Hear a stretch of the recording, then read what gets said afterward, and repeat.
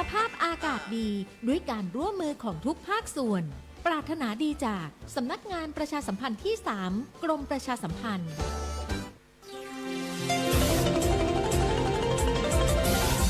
วิทยุแห่งประเทศไทยให้ความรู้คู่ความสุขที่นี่สถานีวิทยุกระจายเสียงแห่งประเทศไทยจังหวัดลำปางทำการส่งกระจายเสียงในระบบ FM ความถี่ 97 เมกะเฮิรตซ์ จากนี้ไปเชิญติดตามรับฟังรายการเกษตรสัมพันธ์ค่ะ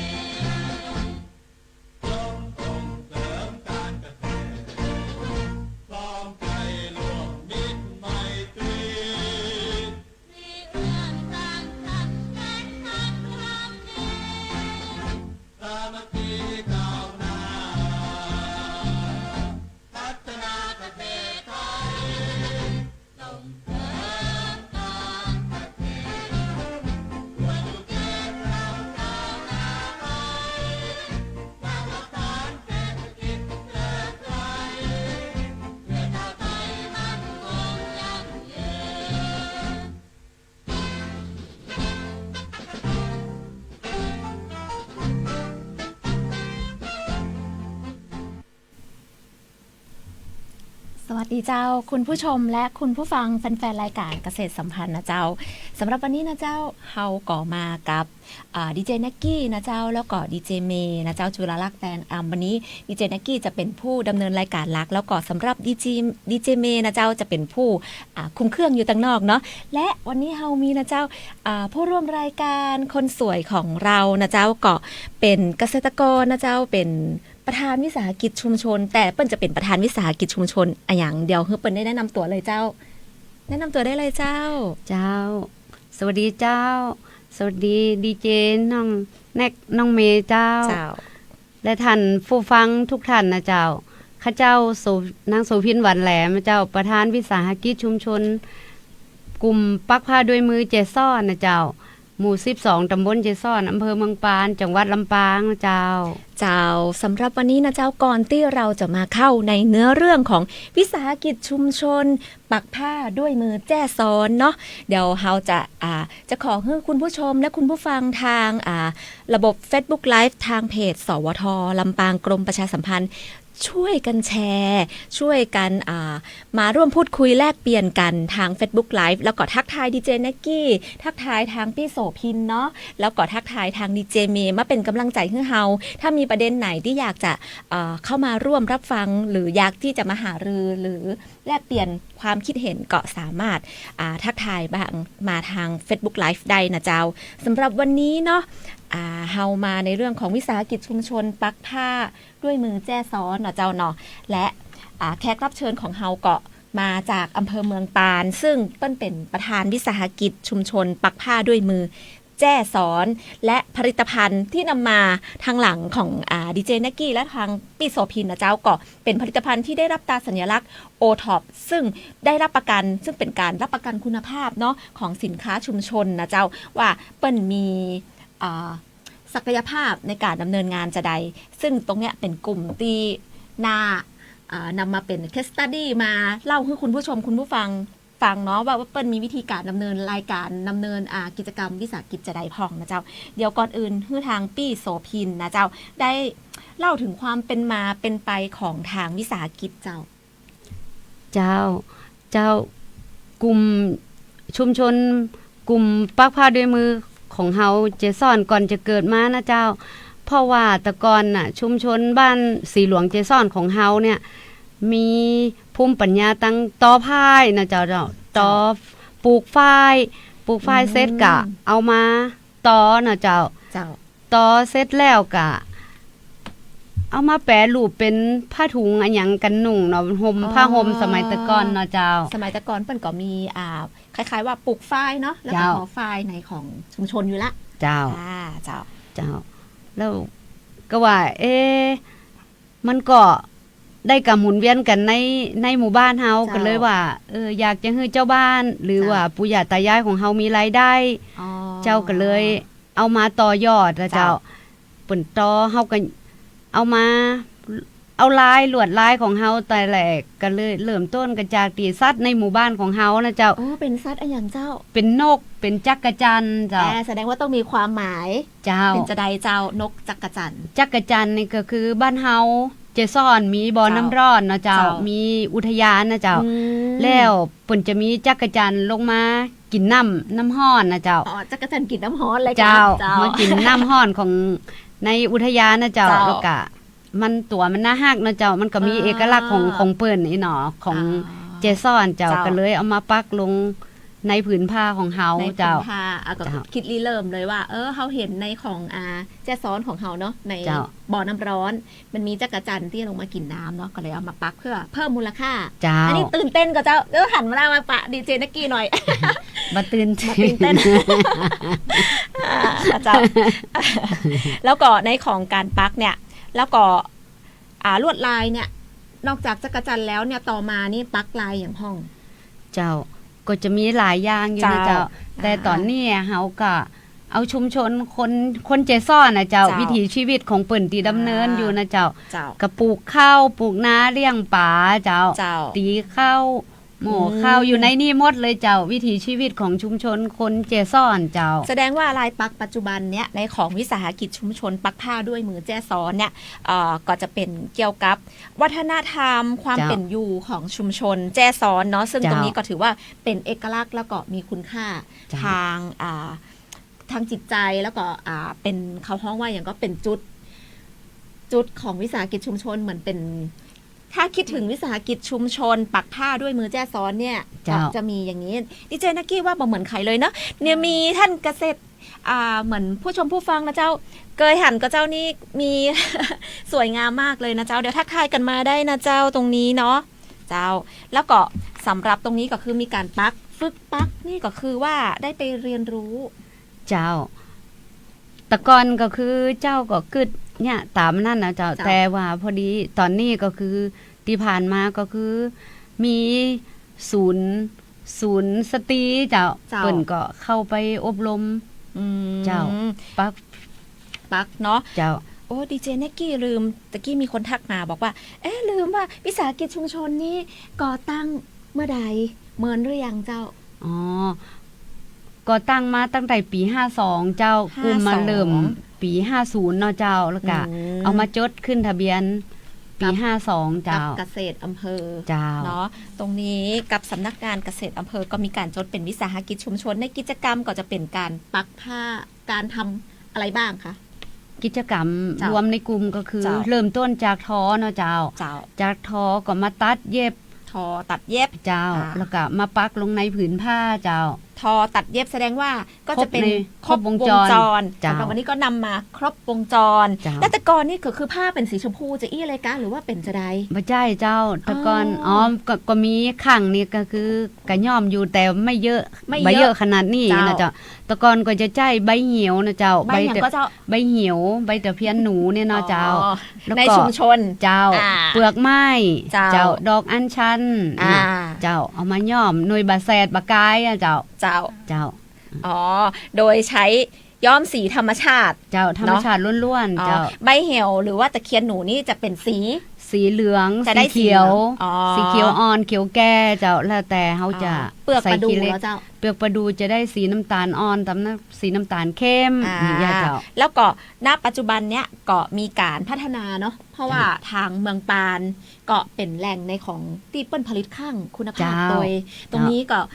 มีการพัฒนากันจะได้เจ้ากับทางกลุ่มทางเกษตรอำเภอ เจ้า พอดีทางเกษตรอำเภอเพิ่นก็ไปสนับสนุน เจ้า เฮาเรื่องข้างนะเจ้า การเลี้ยงคลั่งเนาะ เจ้าการเรื่องข้างนี่เจ้า แล้วข้างเนี่ยย่อมออกมาก็จะได้สีชมพู สีม่วงนิดๆนะเจ้า สีม่วงนิดๆนะเจ้าเป็นพาสเทล เจ้าขังอ่อน สีม่วงสีชมพูแก่ชมพูอ่อนเจ้าก็เขาเหมือนว่าในย้อมสีด้วยคลั่งแล้วก็มีการตอบรับเป็นกระแสที่ดีเนาะแล้วก็เขาฮ้องว่าอย่างว่าเป็น สีประจำของลำปางเจ้าเป็น GI เนาะเจ้าเดี๋ยวเขาได้แล้วเจ้าได้แล้วก็เมืองปานี่ก็เป็นแหล่งผลิตคลั่งคุณภาพทั้งปีโสพินก็อยู่ใน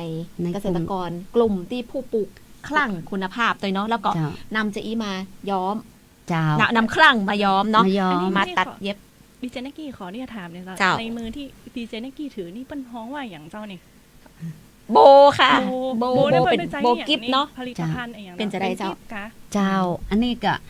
เอาเป็นกิฟผมเฮาก็ได้ติดเสื้อก็ได้เจ้าติดกระโปรงของเฮาก็ได้เจ้าติดกระเป๋าก็ได้เอาไปเพิ่มความสวยงามขึ้นกับเสื้อผ้าเนาะใช่ไหมตรงนี้เนาะตรงนี้ก็เขาฮ้องว่านำมาเป็นลวดลายเนาะนำเอกลักษณ์อัตลักษณ์ของชุมชนมาสร้างมูลค่าเพิ่มเนาะคือเห็นว่า เมื่อคิดถึงคลั่งคือคิดถึงปักผ้าด้วยมือแจ้ซอนะจ๊ะ ตรงนี้เนาะแล้วสำหรับผลตอบรับกระแสตอบรับผ้าย้อมคลั่งหรือแม้กระทั่งผลิตภัณฑ์ของชุมชนนี่ดีก็เจ้าดีถือว่าดีมากนะเจ้าดีมากแต่ใจเลยเจ้าแล้วอย่างของเฮาอ่ะมีเกษตรอำเภอของเฮาไปสนับสนุนเรื่องข้างตัวเนาะเจ้าเฮาก็เลยได้ซื้อผงข้างเปิ้นบ่เยอะนะเจ้าเฮาใจข้างสดของเฮาเป็นส่วนมากไม่ต้องนำเข้าจากแหล่งอื่นๆเจ้าเนาะก็มีการผลิตเองในชุมชนของเฮาจ้ะในชุมชนของเราตรงนี้นะชุมชนของเจซ่อนเนี่ยส่วนมากเลยนะเจ้าก็จะปลูกข้างกันเยอะเนาะเจ้าจะใส่ข้างกันเยอะเจ้าใส่ข้างกันเยอะเนาะแล้วก็ในสำหรับวันนี้ผลิตภัณฑ์ที่นำมาเราสามารถมีอย่างได้พ้องเจ้ามีอย่างที่นำมาโชว์คุณผู้ชมและคุณผู้ฟังเดี๋ยววันนี้ทางพี่โสภินได้พรีเซนต์กลุ่มได้เต็มที่เลยเจ้าว่ามีสินค้าอย่างพ้องเจ้าของเฮาก็จะมีผ้าถุงกลุ่มนี้ก็คือจะเน้นนักด้วยผ้าถุงนะเจ้าผ้าถุงของเฮาก็จะมีอันนี้คือลายเจซ่อนนะเจ้าอันนี้จะเป็นลายเจซ่อนนะเจ้าแต่จะหันตังลำปางนี่เปิ่นใส่ฟ้อนกันนี่คือเปิ่นกะเอาจากลายเจซ่อนในส่วนมากเปิ่นมาซื้อซีนี้ไปตัดเจ้าเปิ่นจะสร้างกำ400ผืนอย่างย่าเจ้าเป็นของลำปางตีใส่ฟ้อนเลยเจ้าลักษณะมันเป็นจะไรฟ้อนลำเปิงลำปางนะเจ้าลายเจซ่อนมันจะมีเอกลักษณ์มันจะซ่อนกันเจ้ามันเฮาก็จะเนี่ยพันไก่อ่ะเจ้าไก่คือมันซ่อนกันก็เลยเป็นลายเจซ่อนของเฮาเจ้าตรงนี้เนาะแล้วก็มีอย่างแหมเจ้ามีเป็นเสื้อตียืนหน่อยเจ้าวันนี้นำมาเสื้อผ้าปันงามขนาดวันนี้ใส่ก็งามนะเจ้าใส่ก็งามสุมาแต่เจ้าวันนี้แอบจากเขินๆนิดนึงถามว่าตื่นเต้นหรือเปล่าตื่นเต้นแต่แบบลบหน้าลบตาดีเจนักกี้เลยอ่ะบ่เคยออกนะเจ้าแล้วก็มีตรงนี้นี่จะได้เจ้าเฮาจะไปก็คือปักแล้วก็ไปใส่ในเสื้อผ้าเจ้าใส่ในเสื้อผ้าเฮาค่ะกระเป๋าที่เปิ้นซื้อกันไปก็เอาไปใส่ในกระเป๋าใส่เสื้อเนาะเปิ้นจะเน้นไปเรื่องใส่กระเป๋าเอาไปทำเป็นกระเป๋าเนาะเจ้า1ลายนี่ต้องสอนกันก็ว่าจะได้เจ้าเริ่มแรกก็ต้องสอนกันนะเจ้าสอนก็คือในหมู่บ้านในชุมชนในวิสาหกิจเนี่ยมีกี่คนเจ้ามี30คนเจ้าปักได้ทุกคนแต่จะไม่ทำปักทุกคนต่อตัดแบ่งงานกันนะเจ้าเป็นคนย่อมจะไม่ถนัดไปทางเดียวกันอีกกับมีนะเจ้าก็คือจ่วยกันนี่เนาะเจ้าคนติดต่อกันต่อไปแต่ปักเนี่ยปักได้ทุกคนเวลามาอบรมอย่างเจ้าอย่าลงมือสอนก็ต้องห้องมาทุกคนมาสอนกันปักทุกคนแต่ว่าเปิ้นบ่ถนัดอีเนาะอย่างเปิ้นถนัดต่อกับถนัดต่อบางคนเกณฑ์ตาเปิ้นก็บ่ค่อยดีแล้วเนาะสูงอายุวัยรุ่นดีเจเนี่ยบ่ได้ใช้คำพูดผิดเนาะใช้คำพูดผิดวัยรุ่นทั้งนั้นเลยส่วนใหญ่สาวจีทั้งนั้นเนาะสาวเจ้าของเฮาตอนเนี้ยคือมันมี2กลุ่มมาแบบห้องว่ามาจ่วยกันมาทำอีเนาะเจ้าของกลุ่มชุมชนคนเมืองปานตัวกลุ่มชุมชนนี่คนเปิ่นจะบ่ค่อยเท่า เท่าบ่เยอะนะ บ่ค่อยเท่า เท่า แล้ว คน เดี๋ยว เท่าเยอะ แล้วอันนี้คือวัยจะไหน อันนี้ไว้ก็จะเท่าแล้วเจ้าจะ ก็จะ 60แล้ว เท่า เจ้า วัยรุ่นตอนปลาย วัยรุ่น วัยรุ่นตอนป แล้ ลา วย เจ้า โอเค เจ้า ก็เลยว่าเนี่ยคนต่อก็คือแฮมคนอย่างเงี้ยเจ้า คนโตแหมคนย้อมข้างแหมคนแต่ เจ้า ประเดี๋ยวนี้นี่ผ้าในของกลุ่มนี่เป็นผ้าย้อมข้างเกือบหมดเลย เก็บหมดเลยเจ้า ตรงนี้เนาะอันนี้ก็เป็นอัตลักษณ์ของชุมชนนะเจ้าโดยนำวิถีต่างๆมามีการปักเพื่อสร้างมูลค่าเพิ่ม อันนี้ก็คือคิดเอาเองเนาะว่าเราจะพัฒนา เจ้า จะได้ มันเป็นผ้าเศษไงเจ้าผ้าตีเหลือ อ๋อ นิดเหลือน้อยตีเฮาตัด ก็เลยมันหัวไปอย่างกะ เอามาต่อเป็นกางเกงก็มีนะเจ้าวันนี้มันได้เอามาเนาะกางเกง แต่วันนี้ก็ใส่มาอยู่แต่ เจ้า ก็คือว่าจะยืนเกาะกระไรอยู่อายอยู่นิดนึงแต่ เจ้า แต่ตั้งหลังนี่ก็จะเป็นอะไรอย่างก็ชุดฟินาเล่ เจ้า อันนี้คือชุดตัดเลย อันนี้ตัดเองเลยไหมก็เจ้า เจ้าตัดในกลุ่มเจ้า อ๋อในกลุ่มเป็นคนตัดเนาะแล้วก็ เจ้ ลวดลายหรือการออกแบบนี่ก็คือได้ไปเรียนมาเหมือนกัน เจ้าศูนย์สตรีเพิ่นสนับสนุนเพิ่นก็จะไป อืม ช่วยสอนเฮา สอนเฮา จ้ะ แต่ในการย้อมข้างหรือการผลิตข้างนี่ก็จะเป็นทางสำนักงานเกษตรเนาะ เจ้า เกษตรจังหวัดเกษตรอำเภอมาสอนในเรื่องของการทำข้างคุณภาพ เจ้ากับสวนดุสิตเจ้า อ๋อสวนดุสิต เจ้าหมอสวนดุสิต ทาง เพิ่นจะ สวนดุสิตเปิ้นก็เขาจะทั่วประเทศทั่ว ทั่ว จังหวัด กลุ่มเจ้า ในของกลุ่มที่ว่าตัดเย็บอะไรอย่างจีเนาะ สวนดุสิตเพิ่น เจ้า ก็จะมาเพิ่มการย้อมเจ้า อ๋อ เจ้าเพิ่นจะ ผ้า ช่วยสอน ใน ย้อม การย้อมนี่สินค้าชนิดไหนขายดีที่สุดอะ ผ้าถุงค่ะ ผ้าถุงเหมือนอยังตี้พี่โสพินบอกว่านี่คือลาย จ้ะ ลายลำปาง เจ้านี่ลายลำปางแล้วก็จะมีลายอภัสราเจ้า ฮะ เจ้า อะไรอย่างก็จะ ลายอภั อภัสราลายนางงามเลยกะ เจ้า อุ้ยยังเกิดไม่ทันหรือเปล่า นี่ลายอภัสราเจ้า ลายอภัสราเปิ้นนี่อย่างเป็นลายอภัสรา ภัสราสวยอะค่ะ อ๋ออันนี้คือ อันนี้คือเป็นชื่อ ลาย เป็น นางงาม ลายนางงาม จ้ะ ชื่อเป็นทางการ จ้ะ เนาะตรงนี้ถ้าเกิดว่าใครสนใจที่อยากจะเขาพ้องว่าอย่างก็อ่ะหนึ่งสนใจอยากที่จะเข้ามาศึกษาเรียนรู้กับกลุ่ม อย่างเช่นว่าการย้อมคลั่งการทำในของวิสาหกิจชุมชนต่าง ๆ เนี่ย สามารถเข้าไปได้ก็เจ้า ได้เลยเจ้ายินดีเลยนะเจ้า อืม จ้ะ ในกิจกรรมของกลุ่มนี่มีทุกวัน มีทุกวันถ้าโทรไปค่ะ ถ้าไม่ได้ออกบูธ ต้องนัดเพราะ จ้ะ ว่าเขาจะมีช่วงที่เขาจะต้องออกบูธต่างๆ เจ้า เนาะ จ้ะ ตรงนี้ก็สามารถเป็นการรวมกลุ่มของคนในชุมชน หรือวัยรุ่นตอนปลายทั้งหลาย คือเปิ้นจะได้บางเหงาเนาะ เจ้า ตรงนี้แล้วก็มีการสร้างวางแผนอนาคตจะได้พ่อก็เจ้าว่าเหมือนแบบนำคนรุ่นใหม่มาช่วยพัฒนา เจ้า มี มีอยู่ อยู่ เจ้า เนาะ เจ้า เจ้า มีอยู่ ส่ เจ้าง เสริมเนาะ เจ้า ในของตรงนี้วางแผน แล้วก็จะให้สมาชิกเพื่อให้สมาชิกมีรายได้ เจ้าม ากขึ้นเนาะ เจ้า อืมตรงนี้แล้วก็ทางสินค้าเนี่ยมูเนี่ยจะมีช่องทางการจำหน่าย จำหนายแล้วเจ้า เจ้า ออกบูธเป็นหลักนะเจ้าทางจั อง อก หวัด บูธเป็นหลัก จ้ะทางจังหวัดเปิ่นจะโทรไปว่าเปิ่นได้จัดงานตรงไหนยังได้นะเจ้า อืม เปิ่นก็โทรไปว่า เจ้า ยังตอนนี้นะเจ้ายั เจ้า งช่วงเมษาเนี่ยมันก็จะมีอยู่2 งาน อืม แต่เฮาจะมาได้ก็อย่างนี้นะเจ้า ก็ต้องดูแหมกรรม เจ้า เนาะ อย่างงานซิล เจ้า มิแฟร์เนาะเปิ่นก็จะโทรเพราะว่าของเฮาอ่ะได้ขึ้นทะเบียนได้จดได้แล้วเปิ่นก็หันแล้วอ่ะไปจ่ายแล้ว เป็น อ่ะ วิสาหกิจชุม เจ้า ชนด้วย เจ้า ไม่ใช่กลุ่มเถื่อนละ จ้ะแล้วก็ ไม่ เพิ่นเอาไปจ่ายแล้วมันก็ เจ้า แล้วก็ของ โอเค ดี อะ มี เจ้า คุณภาพ เจ้า เนาะตรงนี้ของดีมีคุณภาพแล้วก็ จ้ะ มีความคิดที่สร้างสรรค์เนาะดีเจเม ใช่แล้ว ตรงนี้ เจ้า ดีเจเมได้ ราคาเป็น มีไซส์เพิ่มกันเนี่ย มีอยู่ตัวหนึงนะเจ้า จาก มีอยู่ จาก ตัว นี่เลยเจ้ากลุ่ม มี วิสาหกิจชุมชน ดีเจ ลย เน็กกี้ ใช่ ก็มีเหมือนกัน ใช่ เจ้า คุณภาพดีจริง ๆ เจ้า เจ้า ยิ่งใช้ยิ่งดีเจ้า เนาะยิ่งใช้ยิ่งดี อันนี้ซักแล้วสีก็ยังคงเดิม เจ้าคงเดิมไม่ใช่ธรรมชาติค่ะ ถ้าคงเดิม มันก็จะต้อง อ๋อ เจ้า คงเดิม ถ้าคงเดิม อา มัน จจะ คง ไใช่ จะเป็นเคมีเจ้า อืม แต่ถ้าคงเดิมน่ะ ธรรมชาติไม่ใช่ค่ะ มันก็ ค่ะ จะจืดแต่ว่าสีธรรมชาติของเฮาผ้าตอมือเนี่ย เจ้า ถ้ายิ่งใจอะยิ่งเก่ามันก็ยิ่งสวย เจ้าลองดูว่า อ๋อ ยิ่งเก่ามันก็ยิ่งสวย ยิ่งเก่ายิ่งสวย แต่ทางกลุ่มเฮาอ่ะ ถ้าสีดทางกลุ่มเรายินดีรับย้อมให้ใหม่ได้ทุกครั้งถ้าโทรไปเจ้า ถ้าได้ซื้อหรือซื้อที่ไหนไป เจ้า ก็เป็นหยังเจ้า ก็รับย้อมให้อยู่ เจ้าลำย้อมให้อยู่เจ้า หลังการขาย เจ้า ด้วยนะ ย้อม เจ้า สีไม่ย้อมแมว ไม่ยอมแมว จ้า ตรงนี้แล้วสินค้าเนี่ยราคา วันนี้นำมาบอกกี่อย่างเนาะอยากรู้ จ้ะ ราคาสักหน่อยแต่ถ้าเกิดว่าบางอย่างที่มาได้เอามาเปิ้ลก็มีย่ามมีอย่างอยู่เหมือนกันนะ เจ้า อย่างจะอีนี่เปิ้ลก็ตัดขายนะเจ้าการขายสินค้าเนี่ยมีราคาอย่างจะได้พ่องเจ้า เจ้ายังผ้าถุง เจ้า เขาก็มีอยู่2ราคาเนาะเจ้า เจ้า ถ้าราคา พัสลาเนี่ยนะ เจ้าราคาขายปีก อ่า ขายปีกกับขายทรงเนาะเจ้ายัง เจ้า ขายปีกเราขาย600อย่างเงี้ย เจ้า ถ้าขายทรงก็450 500แล้วแต่10ผืนขึ้นไป20ผืนขึ้นไปหรือว่า เอา100 เมตรอย่างวันนี้เอามาทรงนะเจ้า100 เมตรอะไรอย่างเงี้ยเจ้า100 เมตรเขาก็ขาย เจ้า เมตร220ค่ะ อืม แต่ถ้าเราขายปีกอะเมตร250เนี่ยเจ้า อ๋อ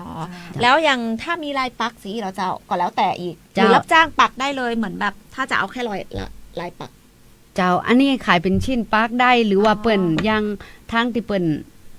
ตะกี้ก็เอาไปส่งเนาะเจ้าตั้ง เจ้าก รุงเทพเปิ่นกะสั่งปาร์กเปิ่นออกปาร์กให้จีมในลายผ้าเปิ่นส่งไม้เนาะเจ้า เจ้า เขาก็จะ คิด แกะลายแล้วเขา เจ้า ก็จะมาดังปัก เจ้า แล้วก็ส่ง เจ้า คิดราคาจะได้ก็แล้วแต่ความยากง่าย ใช่ค่ะ ร้านนี้เราเจ้าโมกิฟ โบนี่99 บาทนะเจ้า 99 บาทเนาะ เจ้า ตรงนี้ก็มาตกแต่งได้นะเจ้าตรงนี้ แล้วก็อย่างชุดเราเจ้าก็คือรับตัด อันนี้ก็คือมีเจ้าของหมดละ เจ้า อันนี้คิด1,590เจ้า อ๋ออันนี้คือสำเร็จรูปเสร็จละก็คือ เจ้า ถ้าคุณแต่มีเจ้าของแล้วเนาะ เจ้าแต่ว่าสั่งได้เจ้าสั่งได้ 1,590เลย เจ้า โอ้ยังสวยงามเลยนะเจ้าตรงนี้เนาะคุณผู้ชมและคุณผู้ฟังท่านใดที่สนใจก็สามารถติดต่อมาได้ทาง Facebook ได้ไหมคะ ถ้าเกิดว่าสนใจอยากจะมาศึกษาดูงานหรือแม้กระทั่งอยากจะมาในเรื่องมาซื้อผ้าในของวิสาหกิจเราเข้าไปใน Facebook อะไรบ้างคะ Facebook โสพินหวานแหลมนะเจ้า ภาษาอังกฤษ ค่ะโสพินหวานแหลม ค่ะ ค่ะ ถ้าเฟซก็โสพินผ้าปัก ค่ะ เจ้า ID Line โสพิน99 SOPIN 99หรือเบอร์โทร ค่ะ081 02 06 314 ค่ะ จ้ะ 081 02 06 314 เดี๋ยวก่อนจบ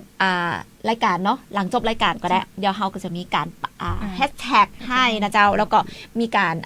แท็กเฟซของทางพี่โสพินเนาะของทางกลุ่มไปเพื่อที่ว่าท่านผู้ชมบางคนสนใจอยากจะร่วมพูดคุยแลกเปลี่ยนในของวิสาหกิจชุมชนเกี่ยวกับ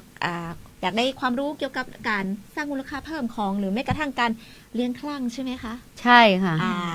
เลี้ยงครั่งเนาะ อันนี้เราเป็นกูรูท่านหนึ่งเลยนะ เจ้า เดี๋ยวรอบหน้าเดี๋ยวต้องมาในของรายการมาอู้ถึงการเลี้ยงครั่งในเมืองปานนะเจ้า เจ้า ตรงนี้ก็เป็นเกษตรกร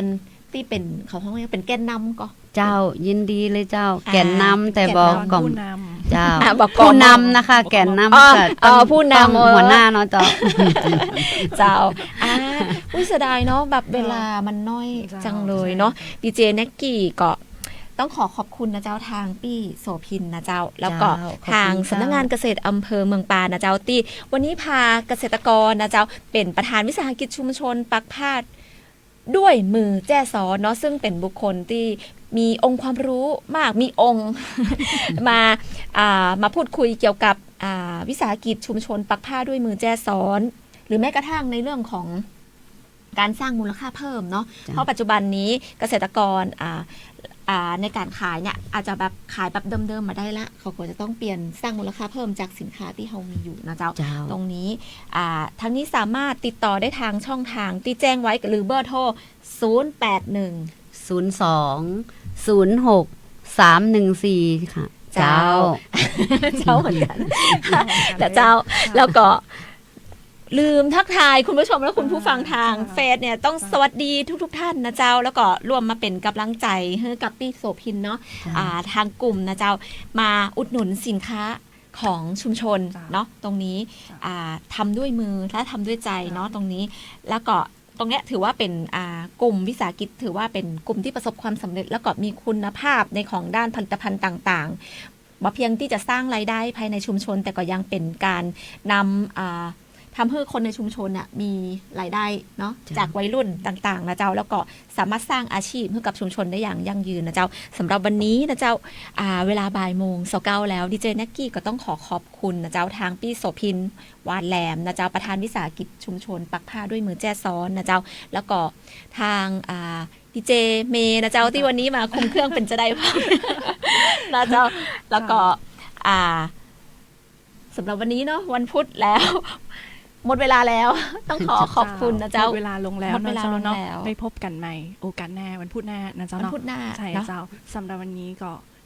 นำรายการเกษตรสัมพันธ์เราลาคุณผู้ชมคุณผู้ฟังไปก่อนนะเจ้าสวัสดีเจ้า สวัสดีเจ้า บ๊ายบาย